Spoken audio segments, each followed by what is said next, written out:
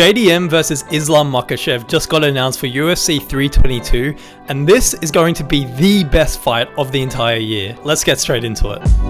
Our best friend Dana White just announced a bunch of banger fights on his Instagram live, sitting on his private jet with his iPhone, just breathing into the microphone, rattling off all these banger fights. Carlos Prates versus Leon Edwards. Come on, man. But the fight I wanted to talk about is obviously the JDM versus Islam matchup. We all knew this fight was going to happen just because it was written in the stars after Islam vacated the lightweight belt and then his best friend Belal Muhammad lost the title. I'm just going to say this, it's going to be such a close fight, but I give the edge to Islam Makhachev. And that's coming from me. Like, JDM's my boy. He's an Australian. I'm an Australian. Like, I really don't want to see either of these guys lose. But JDM, your time has come. A lot of people are pointing out the fact that JDM was able to stuff a lot of Belal's takedowns and get back up to the feet when he would get taken down. But Belal and Islam are not even on the same pedigree. Belal and Islam are both very good wrestlers, but what separates them is Islam's submission threat. When you face someone like Belal, obviously you have to worry about the wrestling and the takedown threat, but you don't have to worry about a submission threat. Belal has no finishes, as Ilia Topuria very nicely put. Belal's game plan is to get the fight to the ground and kind of just smudge your opponent and dominate by ground and pound and just holding him down in position. Whereas Islam, you know, if he gets you to the ground, he's hunting submissions from the very start. And also, I don't know where people got gaslit into believing Belal is this insane striker when he's just not. He TKO'd a fatigued Sean Brady, and it's Sean Brady. And people are acting like Belal is this, you know,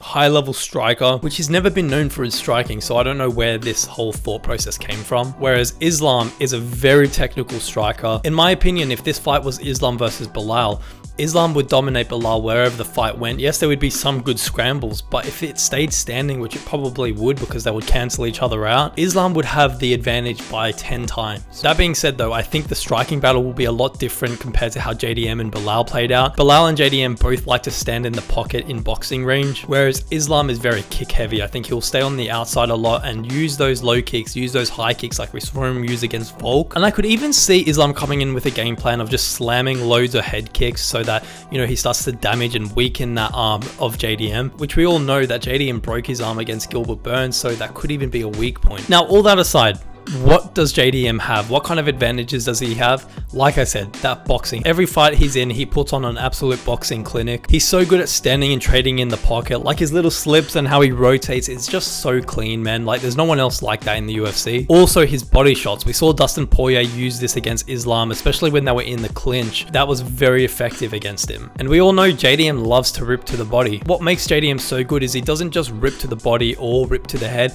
He does both in the same combo. He's constantly switching up the targets, and that's what makes him such a dangerous opponent. That being said, I think Islam will anticipate JDM trying to close that distance and get into the boxing range, and I think Islam's default will be to clinch. He's got to watch out for those body shots, but one thing that Islam does have in his back pocket that he's used a lot throughout his career is those inside leg trips. It's also more conservative of his energy, so he's not going to waste a lot of cardio, you know, trying to shoot for double or single legs. One thing I will say though is Islam 2 fights ago went to war with Dustin Poirier, and Dustin Poirier, let's be honest, as good as he is, he was out of his prime and came in with like broken hips or something like that, and they went to absolute war. Like they went toe to toe, and Islam was busted up, man. Even though he got the finish, he was completely busted up. He was winning the fight though, but then when you look at this matchup, JDM is in his prime. He might not even be in his prime yet. He's still getting better each fight. He's a lot younger and in my opinion is a lot better than Dustin Poirier. Not to mention, he's also bigger than Islam Makhachev. I don't think the size difference will be as crazy as people are making it out. I think people get confused just because of the separate weight classes. You have to remember, Islam literally drains and kills himself to make lightweight. Bro has his shades on at every single weigh-in because he's just that drawn out of water. So I think they will actually be quite close in size, especially with Islam properly bulking up. He's also known that he's going to be moving up to welterweight for like the past 8 months. So my early prediction is I think Islam will get this done by finish. Honestly, I think he'll take him into the later rounds and we'll get a submission win. I could weirdly see him getting a Kimura or even a dust. We know those two are his go-to submissions, but I see this fight being an absolute war. I see it going into the later rounds and JDM giving him a lot of trouble on the feet. So yeah, just keep in mind, I think we're going to see an evolved Islam Makhachev because he won't be draining himself to make lightweight anymore. He'll have more energy leading up to the fight, and I just think this is such a good matchup for the fans. So I'm really excited to see this fight. Thank you, Dana White, for announcing this on your iPhone, breathing into the microphone, literally on like 144 pixels. Let me know what you guys think of this matchup. If you guys did enjoy this video, make sure to drop a like and make sure to subscribe as well. And I will see you guys in the next video.